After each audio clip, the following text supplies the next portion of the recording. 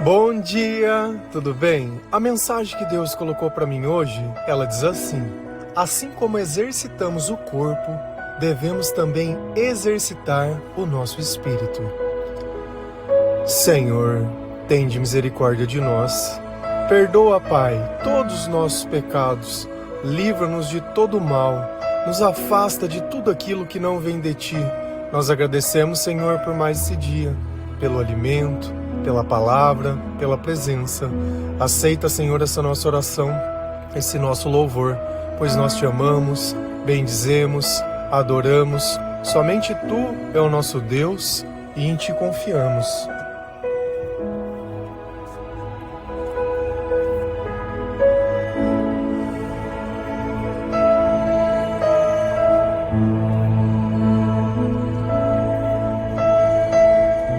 Para que a nossa vida ela seja plena, nós precisamos cuidar tanto do nosso corpo quanto da nossa alma.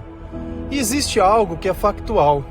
Quando eu olho o meu corpo e ele não se parece mais como ele era antigamente, aquilo me incomoda. E eu vejo que o acumulado das minhas escolhas acabam refletindo sobre ele. Se eu acabo me alimentando mal, se eu tenho o hábito de beber, se eu costumo dormir mal, se eu não me exercito ou eu não faço as coisas, tudo isso acaba transparecendo no meu corpo e no meu dia a dia. E sempre que eu me confronto com o espelho, eu tenho a capacidade de ver que alguma coisa não está como antes. Então, na medida que de alguma forma, na nossa cabeça, a prosperidade ela chega, parece que isso nos dá o direito de comer um pouquinho mais, de beber um pouquinho mais, de nos divertir um pouquinho mais. Como se o passado tivesse sido um fardo e a presença do dinheiro mostra que esse é o tempo de eu aproveitar. Só que, como isso reflete no meu corpo de forma negativa? E aí, para controlar essa vida descontrolada, eu procuro um homem, um doutor, e ele vai me dar um milagre. Um milagre de uma seringa, um milagre de um remédio, um milagre de alguma coisa onde não importa a minha indisciplina. Ele vai trazer o resultado que eu quero. A que custo? De dinheiro e de vida. E hoje nós vivemos uma sociedade de zumbis, onde as pessoas elas não se importam mais em como as coisas acontecem. Elas só querem que aconteça. E estão dispostas a qualquer coisa para que isso seja uma verdade. Eu, desde que eu conheci ao Senhor, que eu comecei a me converter, desde que eu comecei a reconhecer Jesus, porque aonde existe a luz, lá existe Jesus. E nós precisamos trazer a luz aos ambientes. Ah, mas como eu faço isso? Anunciando a mensagem de Deus. Nem todas as pessoas conhecem Jesus da forma que nós conhecemos, aquele Deus que se revela a nós pela presença do Espírito Santo. Nem todo mundo entende que tem que ler a palavra de Deus todos os dias.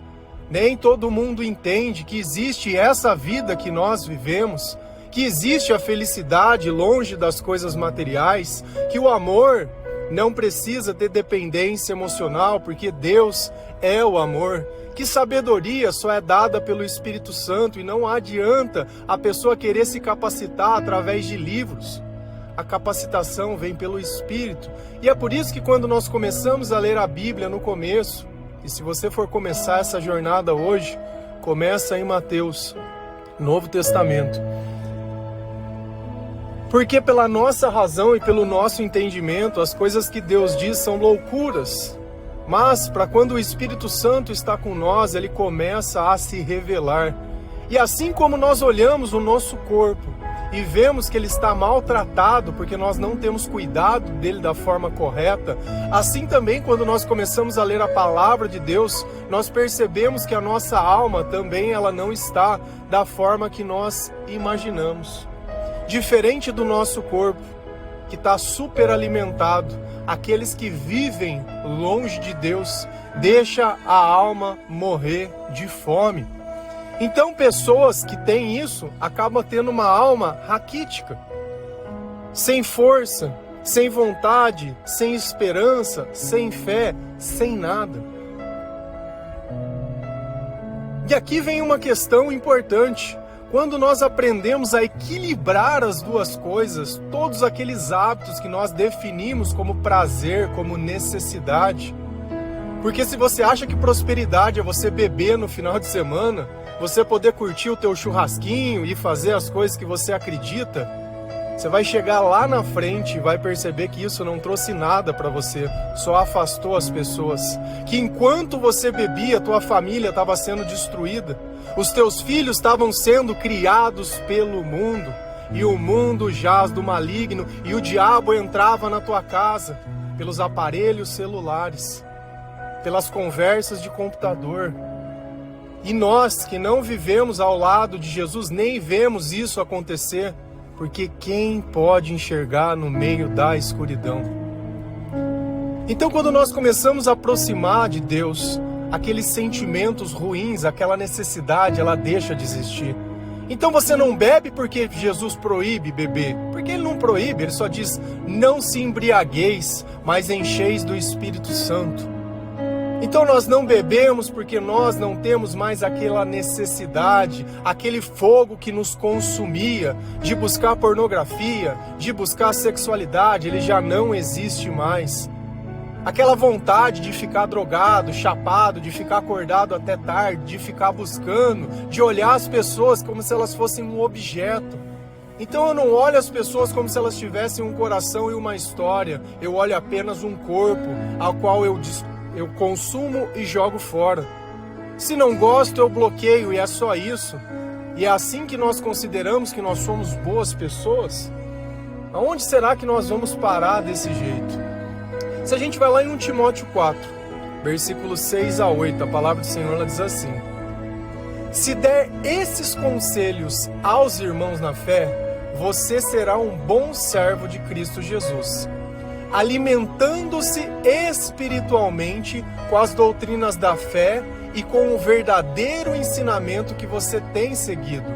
Mas não tenha nada a ver com as lendas pagãs e tolas. Para progredir na vida cristã, faça sempre exercícios espirituais, pois os exercícios físicos têm alguma utilidade, mas o exercício espiritual tem valor para tudo, porque o seu resultado é vida, tanto agora como no futuro.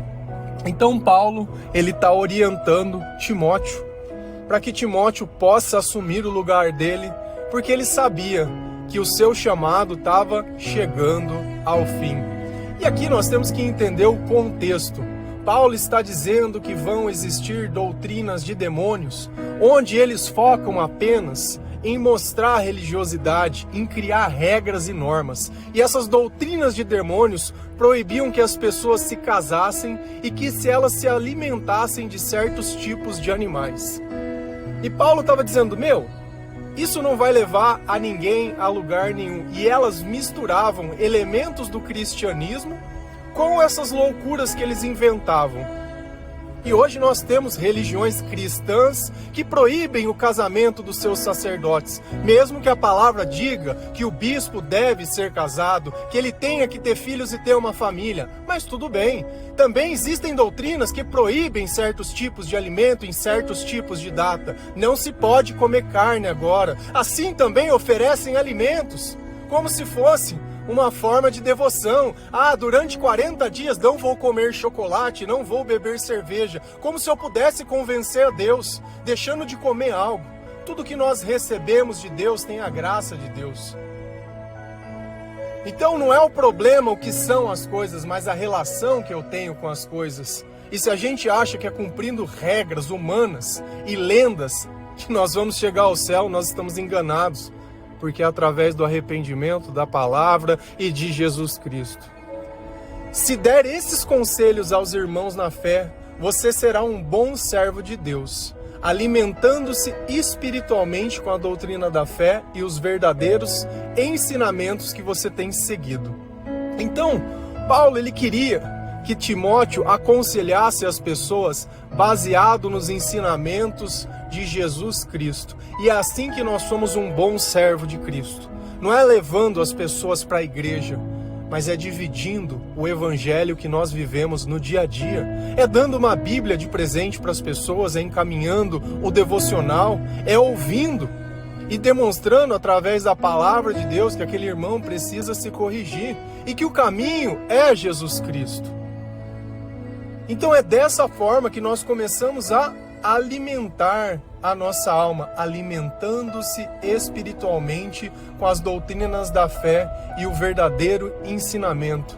Então adianta eu ouvir qualquer coisa e achar que aquilo é a palavra de Deus? Não adianta. O alimento verdadeiro precisa vir pela doutrina verdadeira. E a doutrina verdadeira só existe na palavra de Deus. Não existe nenhuma instituição humana, hoje, nos dias atuais, que ela siga fielmente a palavra de Deus. Sempre vai ter um estatuto, sempre vai ter uma doutrinação, sempre vai ter uma tradição que vai quebrar a lei de Deus e vai querer se colocar maior.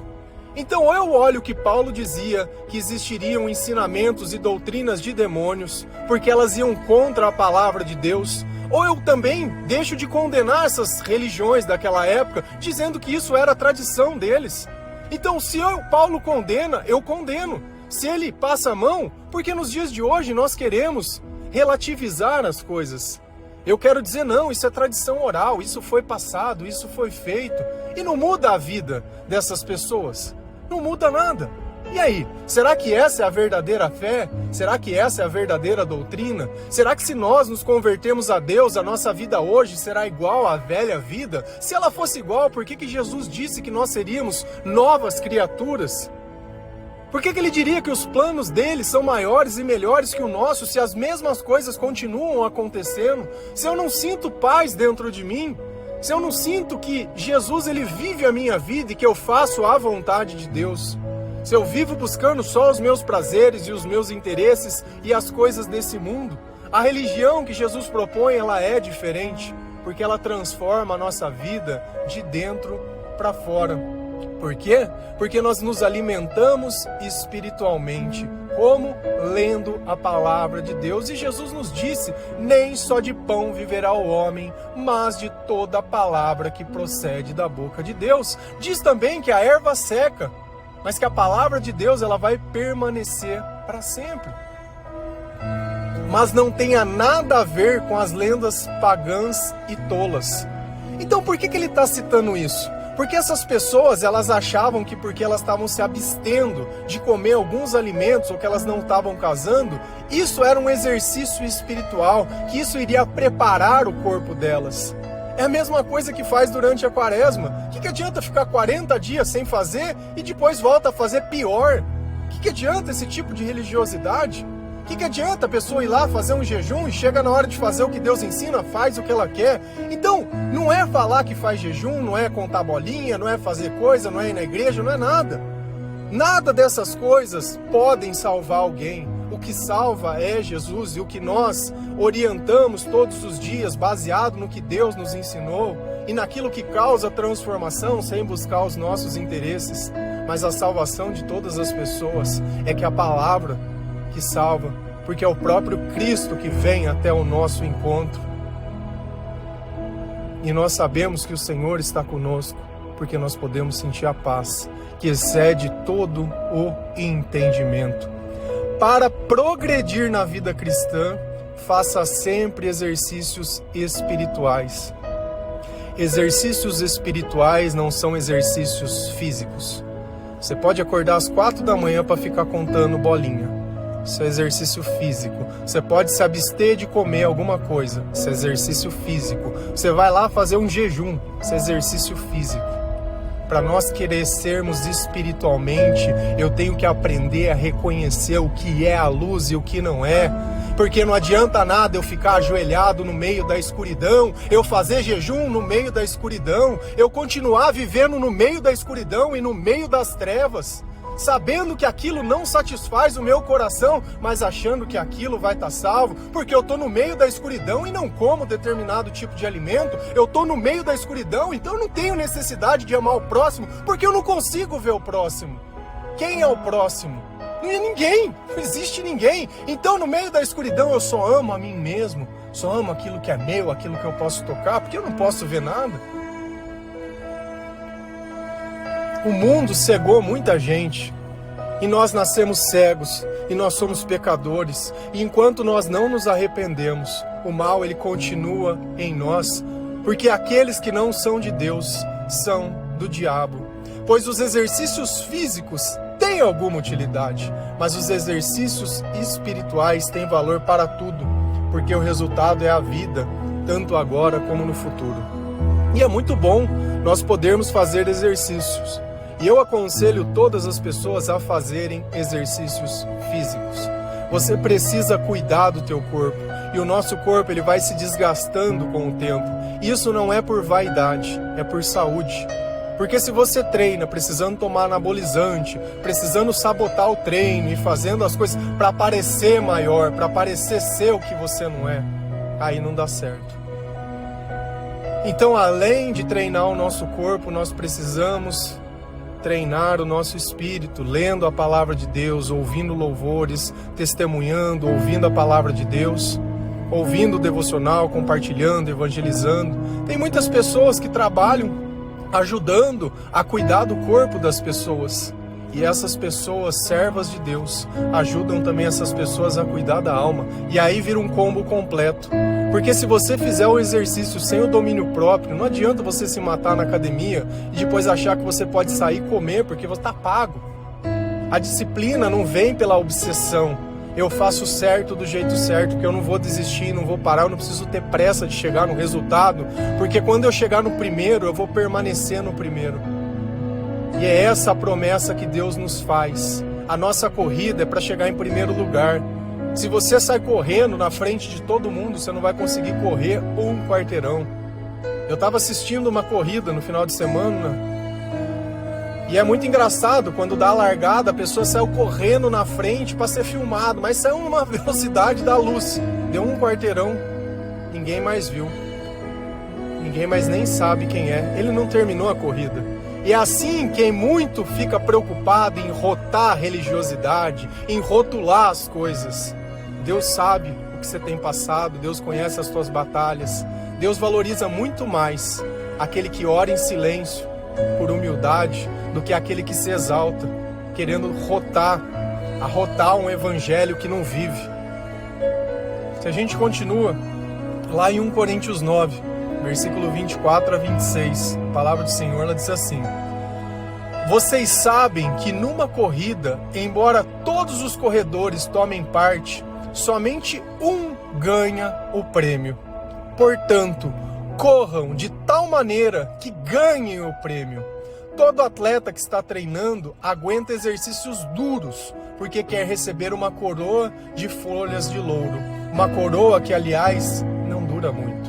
Mas nós queremos receber uma coroa que dura para sempre. Por isso, corro direto para a linha final. Também sou como um lutador de boxe, que não perde nenhum golpe. Então Paulo, ele continua fazendo analogias com exercícios. E eu tenho por mim, pelas coisas que ele dá de exemplo, que ele gostava de ter também essa vida. Ele trabalhava, Paulo não dependia da igreja para o seu sustento, ele fazia barracas. Isso era o orgulho dele, ele poder servir a Deus sem interesses pessoais e mesmo servindo a Deus encontrando tempo para poder fazer as coisas. Então nós podemos praticar os exercícios espirituais, podemos praticar e devemos os exercícios físicos, devemos regrar a nossa alimentação. Cara, come o necessário. Ah, mas eu vou ficar com fome. Fica com fome que você já comeu demais. Se eu gasto demais, eu não tenho dinheiro para pagar. No outro mês eu não tenho o que fazer. E nós temos que começar a pensar desse jeito, a ter uma relação sadia com as coisas. Vai cortando aos poucos. Eu não vou falar para você ser radical, porque você não vai conseguir. Mas se você alimentar o teu espírito, essas rotinas espirituais vão refletir na sua vida. E aquele que fracassou a vida inteira vai chegar em primeiro lugar. Vocês sabem que numa corrida, embora todos os corredores tomem parte, somente um ganha o prêmio. E essa é a humanidade, onde todos vão perder, enquanto um vai ganhar. O reino de Deus não é assim. Se hoje nós ajudamos outras pessoas é justamente porque nós ganhamos quando todos ganham e nós perdemos quando todos perdem. Apesar da salvação ela ser individual, nós servimos em grupo. E é por servir em grupo que nós temos a salvação através de Jesus Cristo. Porque nós aprendemos a reconhecer e a obedecer e a fazer a vontade de Deus. Então nós sabemos que no reino de Deus não tem competição. Eu evangelizo mais, eu faço mais, eu falo mais, eu tenho mais seguidores. Todos nós estamos fazendo a mesma obra. E cada ponto que um faz conta para todo mundo. Então aqui não é lugar de vaidade, de você menosprezar o trabalho que você faz. Não é lugar para essas coisas. Portanto, corram de tal maneira que ganhem o prêmio. Aqui não tem aquela história que é só competir. O importante é competir, não é ganhar. Aqui o importante é ganhar sim. Aqui o importante é ganhar. Porque quando um ganha, todos ganham. Quando eu obedeço a Deus, eu ganho. Eu ganho.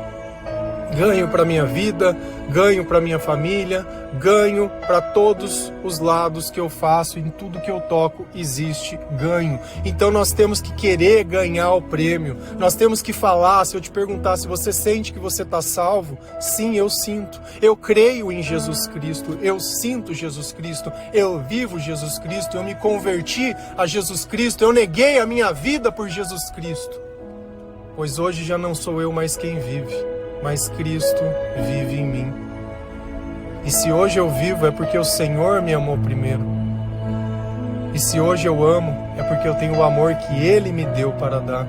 Eu já não busco mais os meus próprios interesses. Eu carrego a minha cruz, pois o que adianta o homem conquistar o mundo inteiro se tiver que perder a sua alma no final? Todo atleta que está treinando aguenta exercícios duros, porque quer receber uma coroa de folhas de louro. Então, quando nós temos um objetivo na nossa vida, nós aceitamos a dor. Nós vamos até as últimas consequências por um objetivo. Então, se eu acho que aquilo vai me dar uma vantagem sobre alguma coisa, eu me dedico. E por que nós não fazemos o mesmo para Deus? Para poder ler a palavra, para poder evangelizar, para poder estar na sua presença. Para as nossas coisas nós suportamos a dor, mas para Deus nós não suportamos nada.